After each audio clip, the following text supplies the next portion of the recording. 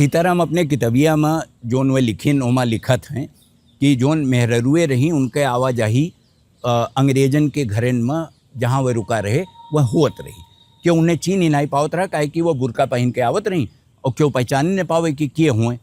तो वह कहत हैं कि दिलीप राम पंडित जी महाराज जोन बताइन कि मेहरारू भरोसा करे चाहिए, हमें लागत है कि वह ठीक नहीं बताइन काहे कि उनके कौन सोच है, वह काव चाहत थी, वह कैसे करी हैं। एक और अंग्रेज मेहरारू फौज में शामिल हुई के लड़ाई पर उतरत थी, एक तरफ वो सही सलाह दे थी और एक तरफ ऐसनो मेहरारू हैं। ये बतिया पूरे कंपनी में पूरी रेजिमेंट में फैली गए कि यस अंग्रेज करत हैं। अंग्रेजन के यहाँ दूसरे जगह से और औरत आवत थी और वे रुकी रहा थी उनके घरे में।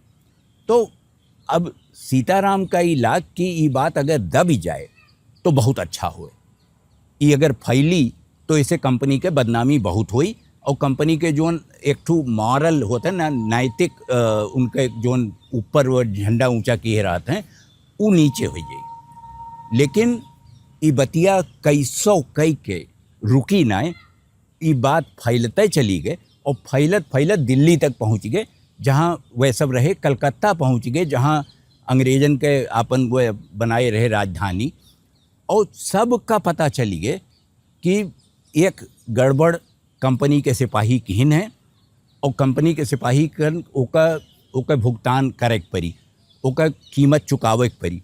लेकिन वो कीमत चुकावे के नौबत न आए, कहे कि जब ये काबुल से चले और यहर पहुँचे तब तक तो विद्रोह के बाद सिपाहियन के बिल्कुल सिरे चढ़ी गए रही।